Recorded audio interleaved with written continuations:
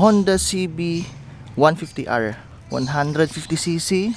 Meron tong 6-speed dual overhead cam. So ito dati yung pang entry ni Honda sa naked category. Kaso na phase out na ngayon to, wala na kayo mabibili nito sa market. Pero tingnan natin kung ano-ano ba yung mga features nito, tsaka gaano nga ba kaganda yung motor na to. Sa engine meron tayong 150cc 6-speed dual overhead cam. Ayan do, nakikita nyo naman dito. Kaya yung motor na to, alam nyo naman dual overhead cam napakalakas dumulo nito.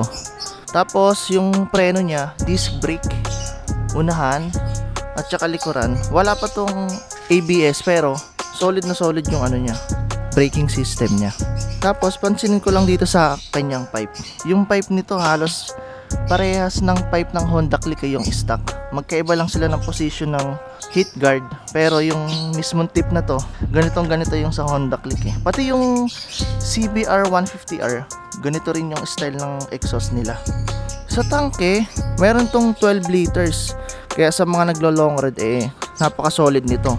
Ang maganda lang dito sa tanke nito, as in yung makikita nyo tong part na to, metal to. Kasi yung sa MT-15 ko kasi, yung pinaka tangke niya, fairings pa lang yun, nasa loob pa yung pinaka metal. Ito, yung labas nito, tangke talaga metal, full digital to. Tapos makikita natin dito meron tayong buttons, itong dalawa. Tapos yung kanyang handlebar, medyo nakataas siya ng konti. Kaya pag ginamit natin tong motor na to, komportable talaga. Mamaya testingin natin. Sa switches, meron tayong signal light, meron tayong busina, high and low, pero wala siyang passing light. Hindi kagaya ng CBR 150R, may passing light to dito. Pero dito sa CB 150R is wala siyang passing light. Dito naman sa kanan, starter lang siya, wala siyang hazard dito, tsaka walang kill switch. Yung stock talaga ng mga Honda, sobrang solid. Kitang kita nyo talaga yung likod, medyo malaki kasi siya.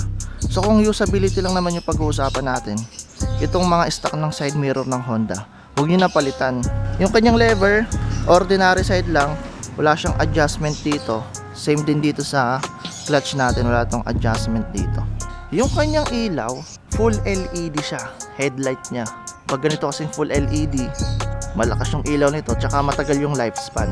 Ito yung kanyang signal light. Itong signal light nito, pares na pares dun sa may Honda Click ganitong ganito. Yung nasa likod, same sila ng design Ito yung kanyang headlight.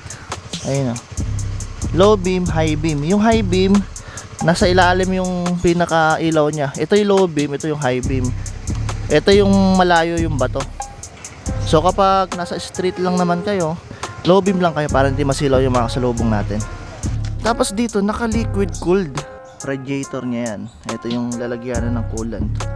Maganda kasi yung ganito sa 150cc. Dapat talaga naka liquid cooled na. May mga iba kasing 150cc na air cooled pa din yung ginagamit nila. Pero dito sa CB 150R, liquid cooled na siya. So napakaganda nito gamitin sa long ride. Hindi tayo masyado makaka-experience ng mga nanlalata yung makina kasi sa sobrang init. Although hindi naman nag-overheat yung ibang air cooled kapag ni long ride na 150cc, meron pa akong nakita 250cc air cooled pa din siya Ito pag naka-radiator tayo, less yung lata sa biyahe, consistent yung hatak niya. Sa tapalodo niya, dito siya nakamount sa suspension. Ito nilagyan ng may-ari ng slider para pag sumemplang, wag naman sana. Ito yung sasalo.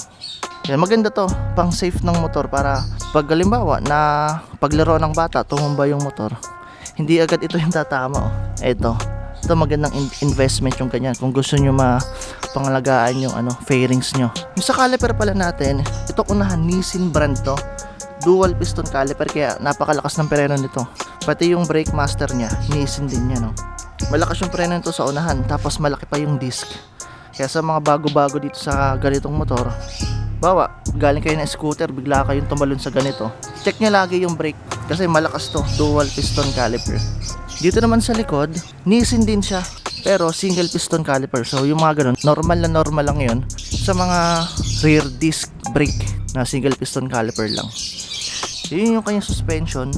Ayan single, monoshock. Ang nagustuhan ko pa dito sa motor na to, yung pinaka frame nya, ayun nakalabas siya dito. Parang naalala ko dito yung mga KTM bikes na nakalabas yung trellis frame. Ito parang ganun din, naka-expose siya. Para sa akin nakadagdag forma din siya Tapos yung kanyang foot peg, ito alloy to. Pero itong mismo kinakabitan ng foot peg na to is hindi pa siya aluminum, bakal siya. Pero itong banda sa may driver side, ito alloy ito.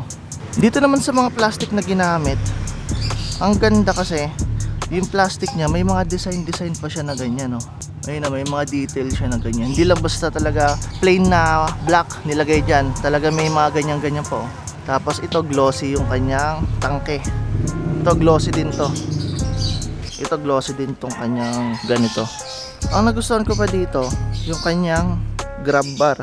Kasi yung empty ko, wala kasing ganun eh. So, no choice talaga. Doon kayo kakapit sa driver. Pero dito, meron kayong hawakan, no? Tsaka for safety na rin to kasi para yung angkas hindi dadaos-dos patalikod. So, goods. Yung gulong naman niya, ang size niya is 130 by 70 size 17. Tubeless po yan, ah. Yung unahan naman 110 by 70 size 17. Kaya medyo malapad-lapad pa rin talaga yung gulong. Pero mas para sa akin, mas popogi itong motor na to kapag ginawa itong mga 140 by 70. Lalabas yung pagka-brusco nitong CB150R. Nakalagay din dito yung kanyang PGM-FI, fuel injected po itong motor na to, kaya napakatipid sa gas. Yung sa upuan, hindi siya naka-split type, talagang isang buo pa rin siya. Pero medyo nakalubog siya dito. Tapos ito yung sa may angkasan, parang medyo may umbok siya dito para yung angkas nyo hindi nag-i-slide papunta dito sa driver. Tsaka yung seat height niya, okay na okay din eh. Mamaya sasakyan natin. Kahit paano malalim-lalim to, ha. So pwede kayo maglagay dito ng ulam. Malalim din pala siya. Sa digital panel niya, makikita natin dito may orasan tayo. Meron tayong tachometer, speedometer, odometer. Tapos ito yung kanyang selection. Pag pinindot nyo tong button na to, may trip A, may trip B. Tsaka yung kanyang odo, yung total na natakbo, 16,899. Tapos meron tayo ditong fuel gauge. Kompleto talaga. Ang wala lang sa kanya yung gear indicator. Pero meron naman dito nakalagay namang ilaw, mga signal light, neutral, check engine. Meron din ditong engine temperature, kung malalaman natin kung mag-overheat or hindi. May kanyang signal light, may ilaw dyan, si ilaw siya dito. Ayan, ito yung CB150R.